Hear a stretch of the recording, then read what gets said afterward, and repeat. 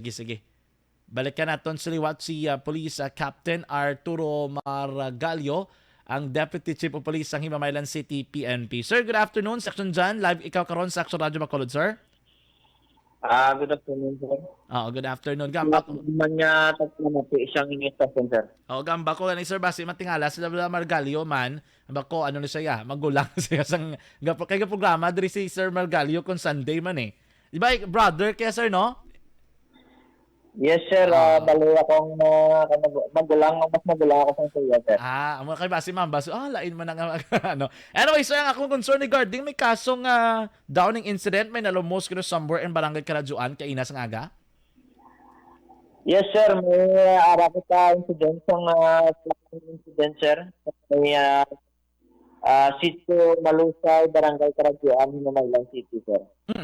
Sinong involved, sir? Kaya kanong natabo, sir man? Bali, ano, sir, ng ating station, naka-receive siyang information halin sa rescuer sa Himamaylan na may biktima sa drowning incident na gindala sa ospital. Oo. So, amo ni sir nga ang atong investigador nagtagto sa ospital kag na conduct ang verification kung ini nga insidente to di man niya tabo kag dito na discover nakita niya ang biktima nga wala siyang tabuhi. Kag according sa iya upon conducting yung investigation kag interview sa amo nga rescuer nga si Mr. Ray Banaga Lorioso, naghambal siya nga nakabaton sila kung isang report na may biktima sang drowning incident. So, pag-abot nila sa area, yung try pa nila nga i-revive yung tao pero wala na siyang sinyalit siyang kabuhi. Ang mga gindala na sa hospital pero gindeclare na siyang attending physician nga dead on arrival na sa hospital, sir. Okay. Sir, bot siningon, ining victim, amo ni si Niel Villavicencio, di ba? Yes, sir. Oo. Gapaligo sa suba that time sang nalumos, hindi may maupod man sang iban. Yes, sir. According sa follow-up investigation sa atong investigator, may upod siya nga iban. Kada galing kay ini atong yung biktima medyo nakainom-inom. Kaga amo sa kanya tabo sa iyang insidente. Yung try pa man isang iyang yung try pa man isang tani isang iyang mga kaupod na iluwason.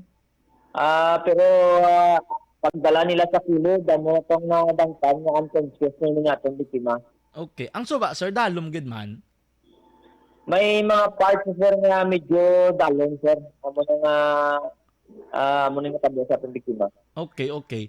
Pero most likely, wala man mga foul play, sir, no? Ang ating pamilya, natin nga mga subject ng postmortem examination, pero sa ilang part, kumbinsido naman sila nga wala siyang foul play kay tamaan man sila.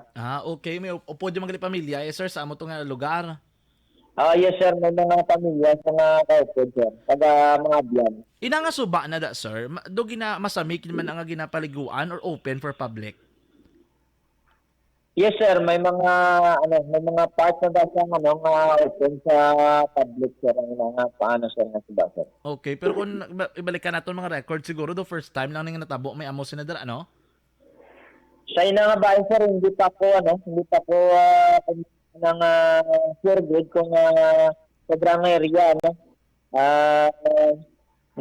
may natabo na nga insidente or sa una pa lang nga bahin sa una pa lang insidente nga tabo, sir. Kung baga sa tabo si Adrido gindala pa siya sa ospital, so he was declared dead on arrival. Yes, sir. Amo nang ang feedback sa atong investigator. Sir, kuanta na lang kabirong panugyan naton sa mga pumuloy labi ng Himamaylan City kung wala labot sa mga suba, may mga baybay kita dira, may mga beaches kita dira. Anong luyag nato panugyan sa ila good nga malikaw na naton hindi maliwat ang kaangay sini nga kaso, sir? Sa inyong nga bahin remind ta lang ang public nga kung magano kita magpaligo sa sa mga suba na kaga mga baybay nga ari diri sa Himamaylan aton gid nga anan ihalungan ang aton nga kagalingon labi na gid ko na medyo nakainom-inom na ta. Mm. Hindi na ta mag-decider nga magtagpo pa sa dalom.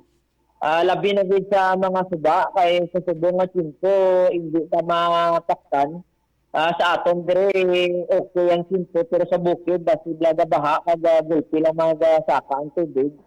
So delikado para sa aton. Mm. Kag